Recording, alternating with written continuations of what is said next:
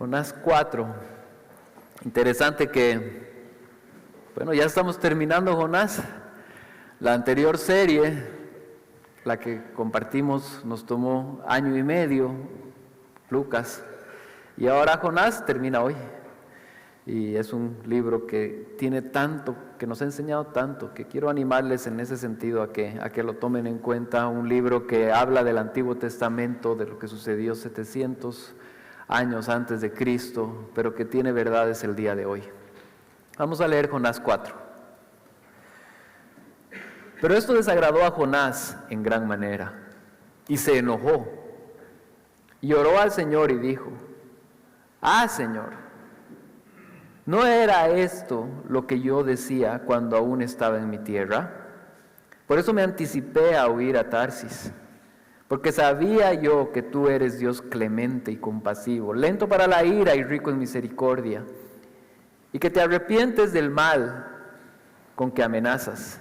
Y ahora, oh Señor, te ruego que me quites la vida, porque mejor me es la muerte que la vida. Y el Señor dijo: ¿tienes acaso razón para enojarte? Entonces salió Jonás de la ciudad y se sentó al oriente de la misma, y ahí se hizo un cobertizo y se sentó bajo él a la sombra hasta ver qué sucedería en la ciudad. Y el Señor Dios dispuso que una planta creciera sobre Jonás para que hiciera sombra sobre su cabeza y lo librara de su incomodidad. Y Jonás se alegró grandemente por la planta. Pero Dios dispuso que un gusano, al rayar el alba del día siguiente, atacara la planta, y ésta se secó. Y sucedió que al salir el sol, dispuso Dios de un sofocante viento solano, y el sol hirió la cabeza de Jonás, y él desfallecía, y deseaba con toda su alma morir, diciendo: mejor me es la muerte que la vida. Entonces dijo Dios a Jonás: ¿tienes acaso razón para enojarte por causa de la planta? Y él respondió: tengo razón para enojarme hasta la muerte. Y él dijo el Señor: tú te apiadaste de la planta por la que tú no trabajaste ni hiciste crecer, que nació en una noche y que en una noche pereció. Y no he de apiadarme yo de Nínive, la gran ciudad en la que hay más de 120,000 personas que no saben distinguir entre su derecha y su izquierda, y también muchos animales. Señor, cuando leemos este texto, estamos convencidos de que tú eres un Dios misericordioso, y nosotros no. Nosotros no compartimos, no tenemos el nivel de misericordia que tú tienes. Muchas veces lo que buscamos es nuestra propia justicia, sin entender que tú sí eres un Dios misericordioso y que no te complaces en que la maldad reine, sino que buscas la manera, y Jesucristo es el gran ejemplo de que buscaste la forma y la manera de que nosotros podamos verte a través de él, Dios. Gracias, Señor. Ayúdanos a poder entender y comprender este texto y aplicarlo, Dios. Amén. Hay un libro que tal vez algunos de nosotros conocemos la historia que narra, de la cual voy a mencionar, pero tal vez no conocíamos el libro. Se llama The Book of Virtues, de William Bennett. Y lo que esta persona hace es explora varios lugares donde existe la justicia en la infancia. Porque el término de justicia viene desde la infancia. Buscamos ser justos a nuestros ojos. Y siempre buscamos y somos justos. Si ustedes son padres de 2 hijos, ya saben cómo va la cosa, ¿no? No es justo. Yo debería tener eso. No, siempre hay una riña, ¿no? Hacen falta 2 hijos para que ya la injusticia sea algo que se va a tratar en la vida. Si son 3, va a continuar la idea. Y en ese libro habla de esta historia. Probablemente ya la conocían. Habían 2 hermanos pequeños que estaban discutiendo acaloradamente por el último pedazo de pastel. Es mío, yo llegué primero, dijo el mayor. No, yo lo vi antes, respondió el menor.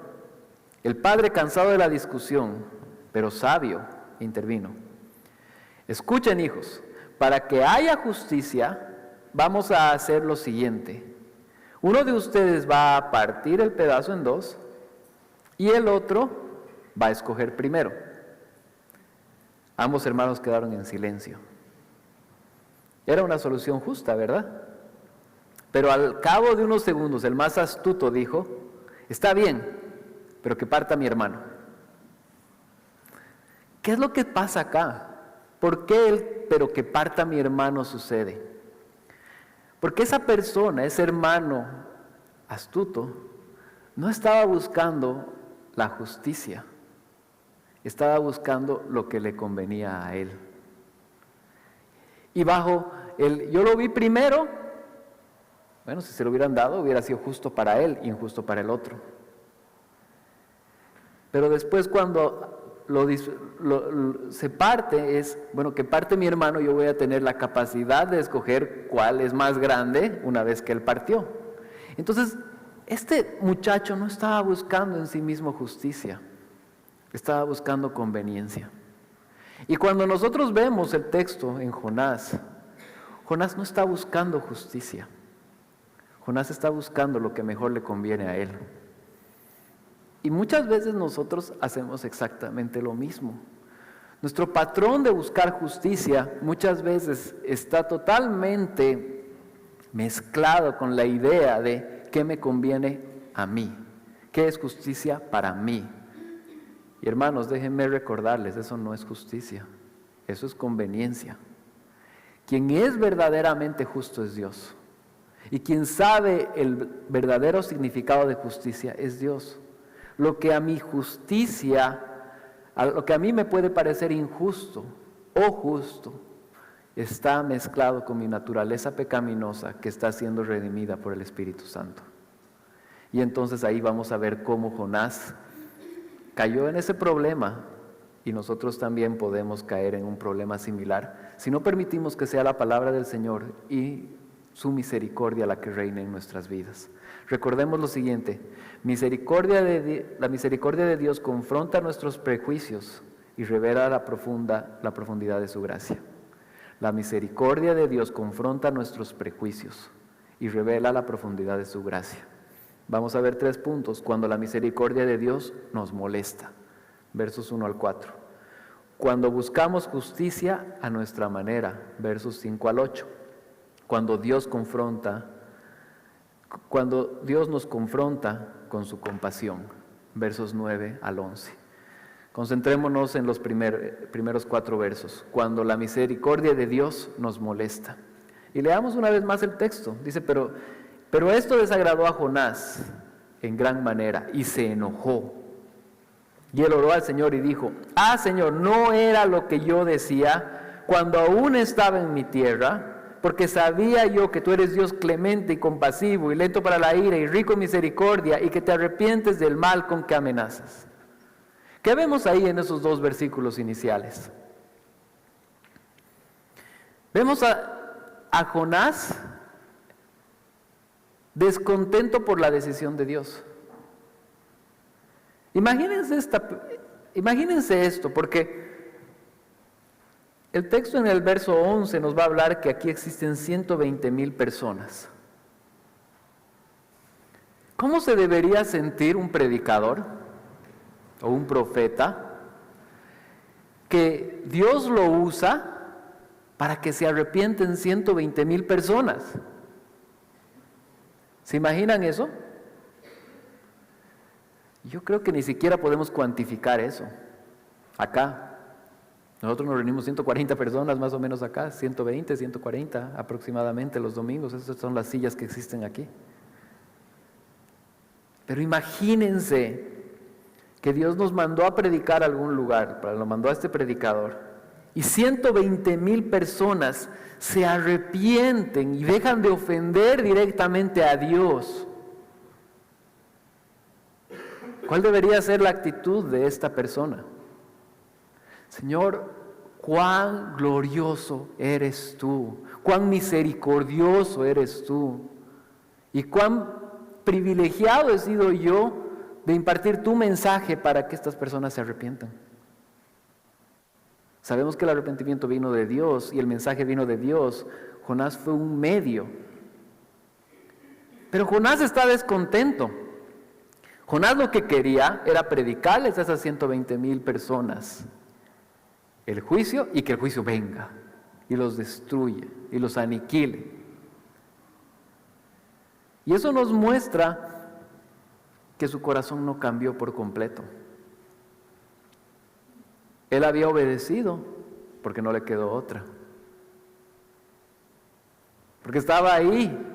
Y obviamente en el capítulo 2 vemos un arrepentimiento genuino. Vemos un arrepentimiento genuino. O sea, cuando dice que Jonás oró, sí hay un arrepentimiento genuino de parte de Jonás. Pero hay un cambio que está recién produciéndose en la vida de él. Y que está pasando. Hermanos, eso somos nosotros también. Hay muchas cosas que las tenemos tan claras que nos equivocamos después. Hemos entendido, pero necesitamos que el Espíritu Santo nos transforme. Hemos entendido que está mal algo, pero necesitamos que Dios cambie eso. Y tenemos que volver a permitir que el Evangelio cambie nuestras vidas. He estado estudiando en este tiempo sobre lo que es una cosmovisión. Y es interesante porque la cosmovisión es cómo vemos el mundo. Es la forma, los lentes que nos ayudan a ver el mundo. Todos tenemos una cosmovisión, ya la tenemos. Hay una manera en la que vemos. Y nosotros como latinoamericanos, y específicamente los que somos bolivianos, como bolivianos vemos el mundo de una manera específica. Como bolivianos vemos como una manera específica. Como mi familia como tal me da parte de esa cosmovisión. La escuela en que he participado me da parte de esa cosmovisión. Y todo eso arma una manera de ver el mundo. Ya la tenemos. Cuando llegamos al Evangelio, el Evangelio tiene la tarea de cambiar mi manera de ver en aspectos que no vea y que no sean bíblicos. Jonás estaba muy equivocado, porque lean el verso 2, dice, y oré al Señor, no era necesario lo que decía la segunda parte, porque anticipé huir a Tarsis, porque yo sabía que tú eres, ¿qué? Dios clemente y compasivo, lento para la ira y rico en misericordia. Imagínense decirle a Dios que está mal que Él sea eso. Lo que Jonás está diciendo, qué mal que seas misericordioso, qué mal que seas lento para la ira, qué mal que seas clemente, qué mal.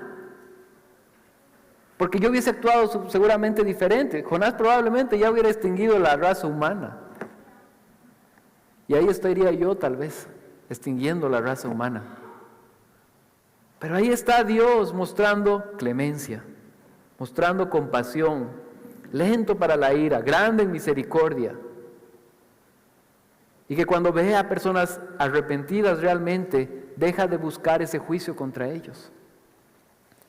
Hermanos, lo que Jonás no estaba verbalizando y tal vez no había comprendido es, y en el ejemplo que vimos hace un momento, Jonás recibió una misericordia muy grande en el capítulo 2. Y Jonás estuvo agradecido por esa misericordia. Porque en el capítulo 2, él recibió la misericordia misma de Dios de no morir y que su alma no quede en el Seol. ¿Se recuerdan? Pero de pronto cuando la misericordia de Dios va contra sus enemigos, él está enojado. Él dice, aquí no hay justicia. Yo no quería predicarles el Evangelio a ellos, yo no quería predicarles arrepentimiento a ellos porque sabía que si ellos se arrepentían, tú los ibas a perdonar. Entonces él se comenzó a poner un papel de juez. Y ese es el papel que muchas veces nosotros también tomamos, el papel de juez. De decir, nosotros somos el parámetro. Y el parámetro de nuestra manera de pensar es lo que determina qué es bueno y qué es malo. Y de esa misma manera vamos a hablar a la gente. Y Jonás estaba muy equivocado, porque el parámetro del Señor fue la misericordia. El hecho de que Dios haya sido clemente, compasivo, lento para la ira y rico en misericordia fue un beneficio muy grande para Jonás, porque no dejó su alma en el Seol. Y también ahora es un beneficio para los ninivitas, porque no van a ser destruidos, porque va a haber un arrepentimiento genuino que el Señor reconoció como arrepentimiento. Hermanos, tengamos cuidado de ser juiciosos y de no buscar la misericordia de Dios, tanto para nosotros como para los que nos acompañan. Y sigue desarrollando, porque el verso 3 es un verso bien complejo. Dice, y ahora, oh Señor, te ruego que me quites la vida, porque mejor me es la muerte que la vida. O sea, al punto que llega su rebelión, es de decir, mejor me dejas muerto a que tengas misericordia de los ninivitas, porque bueno, él detestaba a los ninivitas, él no los quería. Era un pueblo idólatra, ya lo hemos mencionado. Era un potencial conquistador de Israel, lo hemos mencionado. No eran personas agradables para él. Tal vez él quería regresar a Israel y decir, el Señor me llevó a Nínive a predicarles la destrucción y Nínive fue destruido. Tal vez esa era la intención de él, alegrarse. ¿Cómo iba a volver a Samaria y decir, el Señor me hizo predicarles el evangelio, el arrepentimiento a los enemigos y se arrepintieron? No era tan bonito ese mensaje para los samaritanos, que ahora los enemigos siguen ahí, por ahí mañana van a atacarnos, lo cual sí sucedió 40 años después. Tal vez él los estaba viendo como un potencial enemigo contra ellos. Hermanos, el enemigo de Israel no eran los ninivitas. El enemigo de Israel era su propio corazón, porque ellos no se arrepintieron de sus pecados. Por eso el Señor usó a los ninivitas y a todos los asirios para destruirlos. Pero al margen de todo eso, es el punto: el Señor es misericordioso. Es lento para la ira y grande en misericordia. Esto nos debe llevar a lo que dice Romanos 12:2. Y quiero leer ese versículo porque es uno de los versos que yo les animaría a que lo copien y lo memoricen. Y no os adaptéis en este mundo, sino transformaos por medio de la renovación de vuestra mente, para que verifiquéis cuál es la buena voluntad de Dios, lo que es bueno, aceptable y perfecto. Lo que Jonás necesitaba hacer es ver qué es lo que es bueno, aceptable y perfecto de Dios, no lo que es bueno, aceptable y perfecto en su manera de ver la vida. Su cosmovisión le hacía ver las cosas de maneras cerradas, totalmente equivocadas. La cosmovisión de él decía, los asirios deben ser destruidos porque son un pueblo idólatra, y no entraba en su comprensión de que el Señor por ahí quería perdonar a los asirios si se arrepentían. Y entonces ahí entra esa parte de que cuando él ve que eso no sucede, él se quiere morir. Hermanos, necesitamos que el Evangelio nos predique diariamente y nos enseñe para que nuestro parámetro no sea llevado por nuestra cultura. La cultura tiene mucho que decir. Tu familia, tu entorno, tu lugar de trabajo, tiene harto que decir. Todo eso tiene que ser normado por la palabra de Dios. Cuando hablamos de la centralidad del Evangelio, estamos hablando que el Evangelio sea el que gobierne en cada área de tu vida. Cómo me relaciono en mi familia, cómo me relaciono en mi trabajo, no al revés. Lo que sucedía con Jonás era que su manera de ver a los ninivitas condicionaba la actitud que él debía tomar. Él se lo tomó personal. y no contempló que el Señor sí quería tener misericordia de ese grupo de personas. Y ahí entra el Señor a hablar con él, verso 4. Y dice, y el Señor dijo, ¿tienes acaso razón para enojarte? Y es una pregunta muy clara. ¿Por qué es esa pregunta importante? Porque tanto Jonás como los ninivitas habían ofendido a Dios. Si alguien debía tomarse esto de manera personal, es Dios, no Jonás. Pero él se lo toma de manera personal. Y cuando se lo toma de manera personal, se enoja porque no suceden las cosas como él quería que sucedan. ¿Tú te enojas cuando el Señor permite cosas que tú consideras que deberían haber sido diferentes?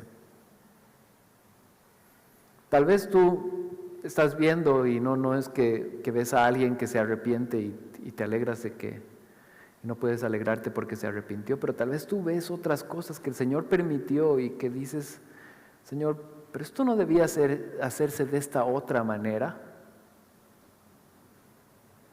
¿Por qué, Señor, estás permitiendo que esto pase?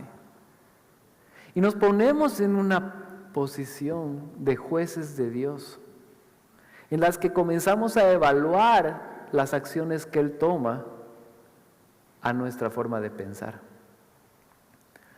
Hermanos, nuestra mente debe cambiar y debemos entender que Él es la autoridad y de que si Él decide salvar a personas que bajo nuestra perspectiva no deberían ser salvados, es porque Él decidió. De que si el Señor está trabajando en corazones que para nosotros son corazones que no deben recibir salvación, es porque Él decidió. Que si el Señor decidió permitir que esté pasando todo lo que está pasando en este país, donde encontramos un medio de crisis, no es que el Señor la produjo, pero el Señor la va a utilizar para nuestro bien. Entonces, no nos pongamos en el papel de jueces de Dios. Yo sé que fácilmente uno no dice, yo soy juez del Señor, pero constantemente nuestros pensamientos sí lo hacen. Sí juzgamos las acciones de Dios. O sea, puede ser que digamos, no, pero Jonás sí está equivocado, porque se puso a juzgar a Dios. Pero puede ser que en otros ámbitos tú también juzgas a Dios. Y comienzas a decir que tal vez tú hubieras tomado unas decisiones diferentes, que el Señor debería cambiar esa manera de pensar. Ahora, no me malentienda, yo no estoy diciendo que no deberíamos orar y hacer lo que hemos hecho hoy. Hemos orado al inicio del culto, el pastor ha orado y estamos orando por nuestro país. Hermanos, oren por nuestro país, oremos por nuestro país. Nuestro país necesita mucha oración. Pero hay un punto ahí que cuando el Señor nos enseñó a orar, que debe ser aplicado, hágase tu voluntad. Oramos con plena seguridad de que el Señor escucha nuestras oraciones y de que dentro de su voluntad Él escucha las oraciones de su iglesia. Pero oramos con mayor convicción de que Él sabe qué es lo que debe ocurrir al final. Y Él no es injusto, Él es justo, ¿no? Entonces, eso es una primera parte de este primer punto. El ver a Dios como misericordioso, aún por encima de nuestra percepción de lo que es misericordia. La misericordia de Dios confronta nuestros prejuicios y revela la profundidad de su gracia. La misericordia de Dios confronta nuestros prejuicios y revela la profundidad de su gracia. Punto número 2, cuando buscamos justicia a nuestra manera. Y entonces acá Jonás va a seguir calando sobre lo mismo. Verso 5. Entonces salió Jonás de la ciudad y se sentó al oriente de la misma, y ahí se hizo un cobertizo y se sentó bajo él a la sombra hasta ver qué sucedería en la ciudad. ¿Se acuerdan la predicación de Jonás? En 40 días Nínive va a ser destruida. Esa predicación no tenía esperanza, era una predicación de viene juicio para ustedes. Pero en medio de eso hay un arrepentimiento real que que lo quiero leer, Jonás 3, dice, y vio Dios sus acciones, 3:10, que se habían apartado de su mal camino. Entonces se arrepintió Dios del mal que había dicho que les haría y no lo hizo. Entonces, el 3:10 ya nos muestra que hay un cambio de actitud de Dios porque ellos se arrepintieron.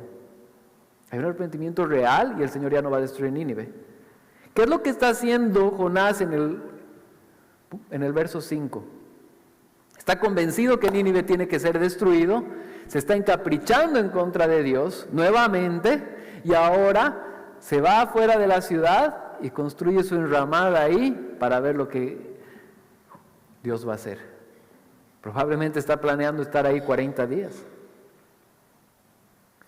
Y esperando que esos 40 días, después de esos 40 días, caiga fuego del cielo y destruya ese lugar. Está expectante de eso. Él quiere ver su justicia. Entonces él no tiene una actitud. Ya tuvo una conversación con el Señor y el Señor le dijo, no puedes enojarte de esa manera. Pero él está tan convencido de que su justicia es más justa que la justicia de Dios, que se pone su enramada. Y el verso 6 dice, y el Señor dispuso de una planta que creciera para Jonás, para que le hiciera sombra sobre su cabeza y lo librara de su incomodidad. Y Jonás se alegró grandemente de la planta. Entonces vemos todavía la misericordia de Dios dentro del capricho de Jonás, que permite que una planta lo cubra del sol. Ahí está el Señor. Evidentemente esa planta no es que va a ser para cubrirlo definitivamente, va a ser después un ejemplo para que Jonás pueda entender lo que Dios está haciendo, ¿no? Pero es importante el decir, bueno, el Señor sabe más que yo. Y si Él está decidiendo hacer esto, yo no puedo encapricharme en contra de Dios. No podemos tomar una actitud de ese punto. Y para eso quiero ejemplificar lo que pasa en Mateo 26:39. En Mateo 26:39 es casi el finalizar de Jesús. Él está a punto de ir a la cruz del Calvario. Él sabe dónde está yendo. Y de pronto ora y dice, yendo un poco adelante, se postró sobre su rostro orando y diciendo, Padre mío, si es posible, pase de mí esta copa, pero no sea como yo quiero, sino como tú. Jonás no entendió eso. Jonás quería imponer su voluntad. Jesucristo entendió eso. Jesucristo era sujeto al Padre. Jonás estaba pidiendo algo injusto porque esas personas habían pedido misericordia. Jesucristo estaba pidiendo algo justo porque Jesucristo no merecía morir en esa cruz. Se le iba a dar los pecados de la injusticia nuestra para que sea la razón por la que Él muera, porque el Señor no hace injusticia. Pero Él iba a recibir la injusticia que no cometió y por eso iba a morir en la cruz. Jonás estaba pidiendo que todavía se castigue a personas que Dios había perdonado. Hay una rebelión constante de Jonás en contra de lo que Dios ha dicho y ha establecido. Ahora es interesante porque un poco de 100 años después, por medio del profeta Nahum, va a volver a venir juicio sobre Nínive y Nínive va a ser destruida. Ya no va a haber la advertencia que hubo. Probablemente esta generación que se arrepintió no transmitió ese arrepentimiento a las siguientes generaciones. 100 años después, cuando ya todas las personas cambiaron, el Señor vio que no había arrepentimiento y destruyó, y eso pueden verlo en Nahum, ¿no? Eso sucedió posteriormente a lo que ellos hicieron. Pero bueno, enfocándonos en el texto, el Señor aún en medio de esa dificultad permite que una enramada lo cubra a Jonás y tenga él un descanso y pueda alegrarse, porque se alegra en gran manera. Pero es interesante que no dura mucho, ¿no? Porque el verso 7 nos muestra lo contrario. Dice, pero Dios dispuso de un gusano al rayar el alba del día siguiente, atacar a la planta, y ésta se secó. Entonces ahí vemos en Jonás, le creció la planta, estaba guardando lo del calor del día. Imagínense ahí en medio del calor del día completo. Y de pronto esa planta muere. ¿Qué es lo que nos dice el verso 8? Y sucedió que al salir el sol dispuso Dios un sofocante viento solano, y el sol hirió la cabeza de Jonás, y él desfallecía y deseaba con toda su alma morir, diciendo, mejor me es la muerte que la vida. Ahora, quiero que veamos lo siguiente. Jonás no estaba llamado a quedarse ahí. Nadie lo invitó a que se quede a ver lo que no iba a pasar. Fue decisión propia. Él decidió quedarse ahí. Pero veamos el patrón de la vida de Jonás, más que el tema de la injusticia. El patrón de la vida de Jonás es un desacuerdo continuo con lo que Dios permite que pase en su propia vida. El Señor lo manda a Nínive, se va al otro extremo. Ahora el Señor decide perdonarlos a ellos, se enoja. El Señor permite que crezca una planta, pero después la destruye, se enoja y hasta la muerte. Hay un tema en la vida de Jonás que él no está dispuesto a escuchar la guía del Señor. Jonás se considera más sabio que Dios y por eso reacciona de esa manera. Hermanos, nosotros no estamos muchas veces muy lejos de eso. Probablemente no estamos felices si es que el Señor va a perdonar a otras personas, o tal vez no se vea en ese ámbito, pero constantemente cuestionamos la autoridad y las decisiones de Dios. ¿Por qué a mí? ¿Por qué he nacido en Bolivia? Un país tan conflictivo. Quiero emprender y no puedo. ¿Por qué? ¿Por qué todo se ha venido encima mío? ¿Por qué es que no hay dólares? Y eso ha hecho que todos los precios suban. ¿Por qué no hay gasolina? ¿Cuándo va a ser al día siguiente que de nuevo van a haber colas de gasolina? Y comienza a haber un montón de interrogantes de un por qué continuamente, que no cuestionan solamente cosas superficiales, sino llegan a cuestionar a Dios mismo. ¿Por qué estoy haciendo esto que estoy haciendo en este momento, en este lugar? Hermano, si tú estás en este lugar es porque Dios también lo dispuso. Yo sé que cada uno de nosotros hemos vivido distintas situaciones y venimos de trasfondos diferentes. Dios nos ha permitido tener una iglesia que tenemos varias personas que han venido al país y bueno, contamos con personas de diferentes nacionalidades y están acá con nosotros. Cada uno de nosotros tiene una perspectiva y una cosmovisión diferente. Pero dentro de nuestra cosmovisión y nuestra forma de ver el mundo, muchas veces cuestionamos el actuar de Dios. Y así como Jonás podemos estar preguntándonos ¿por qué a mí me está pasando lo que me está pasando? Aquí cuando pasan estas cosas tenemos que ver dos situaciones. Una, lo que me pasa y es malo, ¿es movido por mi propio pecado? Si la respuesta es sí, es momento de arrepentirse y apartarse del pecado. El caso de Jonás. Él estaba yendo en dirección contraria, era consecuencia de su pecado lo que le pasó en el pez. El caso de Jonás, él estaba en el lugar equivocado, en el momento equivocado. Él debía arrepentirse de cuestionar la misericordia de Dios, pedirle perdón a Dios e ir tranquilo a Samaria sin dar explicaciones y decir, el Señor decidió perdonar a los ninivitas, amén y gloria a Dios. Pero no hubo eso en su vida. Por otra parte, puede ser que haya otras circunstancias que se dieron en tu propia vida, que son las que te hacen vivir lo que vives y sentir lo que tienes y salen de tu control. En esas situaciones decimos gracias Dios, porque nuestro peor problema fue resuelto. La misericordia de Dios es algo que nosotros sí tenemos. Y entonces podemos descansar en Dios, confiar en Dios, y aún estando en una situación difícil, estar tranquilos. Para mí eso es un ejemplo, Pablo es un ejemplo grande en ese sentido. Lo vemos en la cárcel, lo vemos a punto de morir y gozoso en el Señor. El problema es que cuando cuestionamos demasiado a Dios, el gozo del Señor no es algo que está en nuestra vida. Y nos opaca lo que Dios sí está haciendo en nosotros.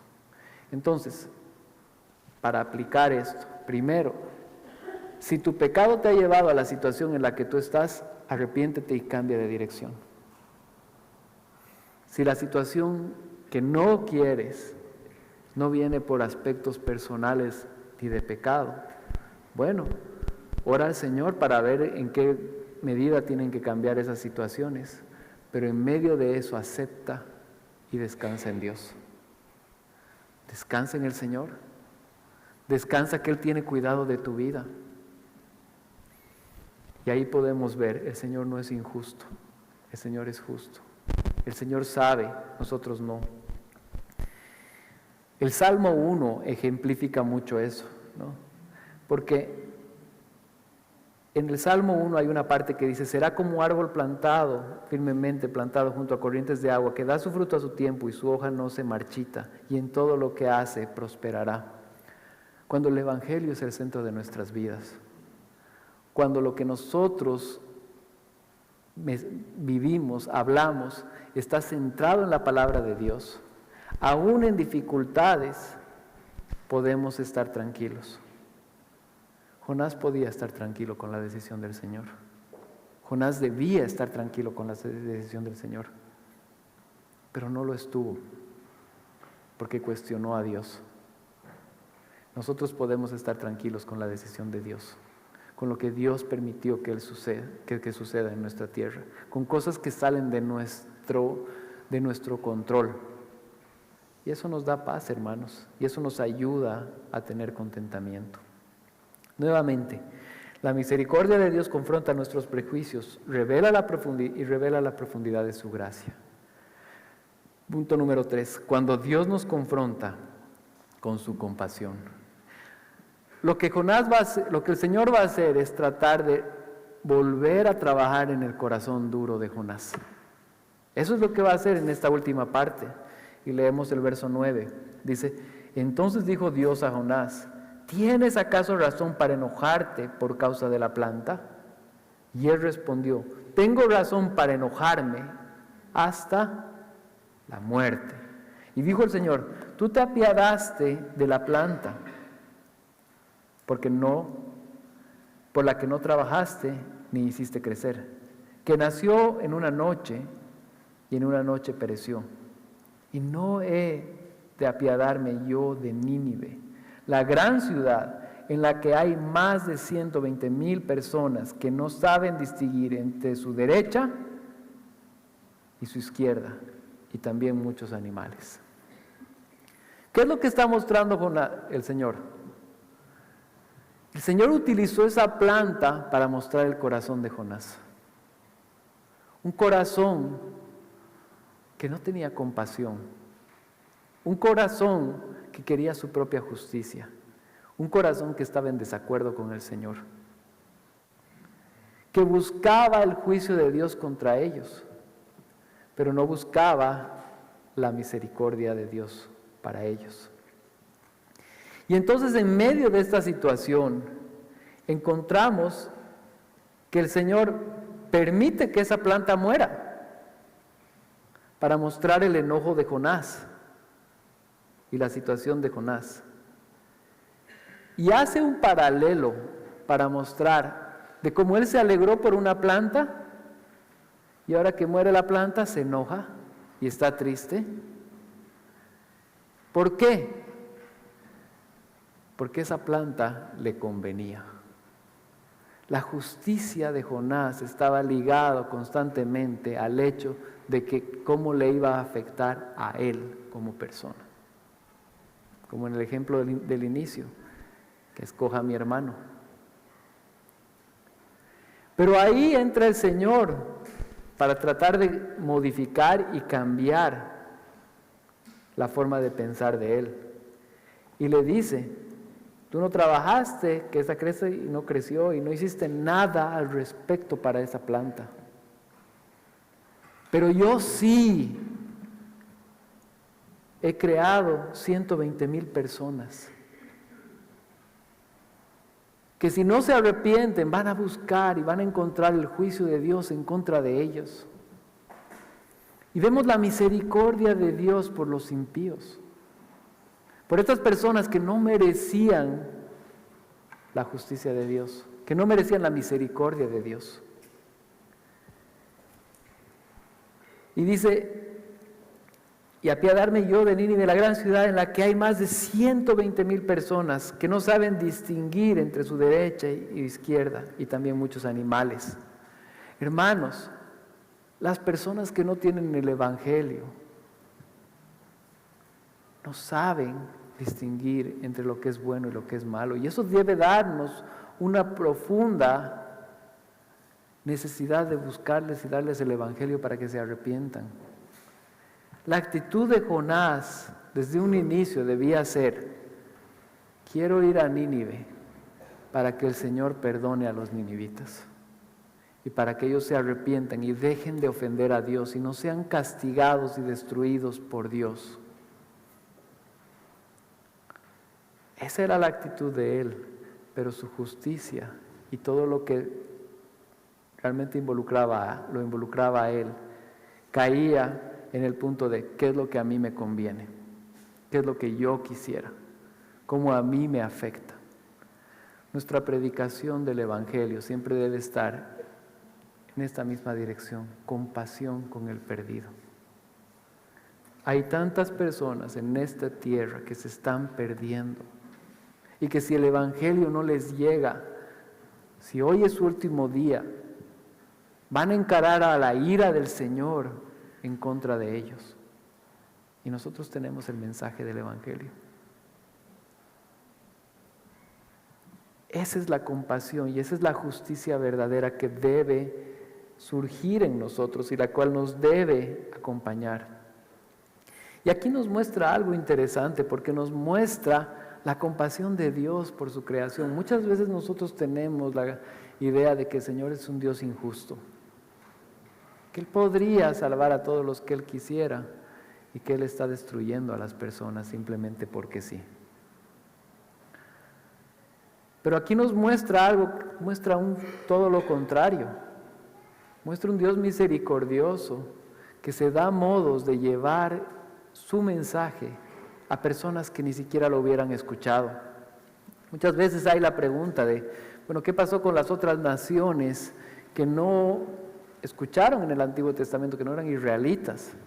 Bueno, el Señor, cuando quiso hacerlo, Él logró que el mensaje les llegue y ellos puedan salvarse. Y ese fue el caso de Nínive. El Señor es misericordioso. El Señor ama a las personas, y estas personas eran parte de la creación de Dios, la más alta creación de Dios. Génesis 1, 26 al 27 nos dice: y dijo Dios: hagamos al hombre a nuestra imagen, conforme a nuestra semejanza, y ejerza dominio sobre los peces del mar, y sobre las aves de los cielos, y sobre los ganados, y sobre toda la tierra, y sobre todo reptil que se arrastra en la tierra. Y creó Dios, y presten atención a esto, y creó pues Dios al hombre a imagen suya. A imagen de Dios los creó, varón y hembra los creó. No menciona esto en ninguna otra creación. El hombre como tal es creado a imagen y semejanza de Dios. Es lo más visible de Dios que tenemos a nuestros ojos humanos. El hombre y la mujer revelan el carácter de Dios en su esencia. Y es interesante porque en Génesis 1:26 se habla de eso, pero en Génesis 5:1 y en Génesis 9:6 se vuelve a repetir de que el Señor crea al hombre y a la mujer a imagen y semejanza de Él. ¿Por qué menciono eso? Porque la caída viene en Génesis 3. Es decir, que a pesar de que el hombre pecó, todavía todo hombre y mujer tiene aspectos en su forma de ser que se parecen al Señor. ¿Totalmente manchados por el pecado? Sí. Pero que realmente muestran esa esencia. Por eso el Señor tiene misericordia del ser humano.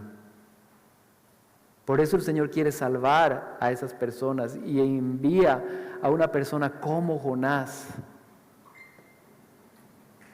para que les predique el Evangelio, para que los llame a arrepentimiento. Es interesante Jonás, porque quisiéramos tener por lo menos un par de capítulos más, ¿no? Para saber qué pasó con Jonás. Lo encontramos ahí en su enramada, enojado y que esperando la destrucción que no va a suceder. Porque si quisiera ver esa destrucción va a tener que esperar 100 años y no va a vivir tanto. Esperando lo que no va a suceder. Y el Señor hablando a su corazón. A esto es a lo que nosotros llamamos un final abierto. ¿Qué es un final abierto? Es que no conocemos el final de la historia. No lo sabemos. No sabemos si Jonás esperó 80 días ahí, o al 10º día ya se fue. No sabemos. No sabemos si por ahí los ninivitas lo acogieron por haberles traído el mensaje. No sabemos, podemos especular bastante. Pero ¿por qué la palabra de Dios termina en un final abierto? Termina en un final abierto para llamarnos a nosotros a poner el final con nuestras propias vidas. De que el Evangelio sea central en nuestras vidas y de que el Evangelio transforme nuestra forma de ver que Dios es la autoridad máxima, que Dios es el centro de la justicia y que Dios es un Dios de misericordia y que nosotros debemos entender la vida de esa manera. La justicia de Dios se hizo, hermanos. Yo estoy seguro que Jonás fue exhortado notoriamente y constantemente hasta que el Señor cambió su corazón. Porque es su hijo. Así como lo llevó al pez, probablemente ahora usó la enramada. Y va a hacer diferentes cosas en las que Dios va a trabajar en sus hijos hasta el final. Hermanos, permitamos que el Evangelio haga efecto en nuestra vida muy rápido y no esperemos a estar en ramadas o en peces, sino seamos personas rápidas para escuchar al Señor y rápidas para buscar su justicia y su misericordia y entronarlo a Él. Amén. Gracias, Padre, por este día. Gracias porque tu justicia viene de ti. Gracias por tu misericordia, porque por esa misericordia nosotros hoy día estamos acá, Señor, por esa razón. Señor, quiero pedirte que podamos ser personas sujetas a tu palabra y personas que veamos tu misericordia como el centro de lo que hacemos, Dios. Y que podamos, Señor, descansar en ti y obedecerte a ti, Dios. Gracias, Dios. Ayuda a que lo que hemos escuchado en tu palabra se quede en nosotros, Dios. Y ayudamos a entender y aplicar este mensaje en nuestro diario vivir, Dios. Gracias, Dios. En tu nombre. Amén.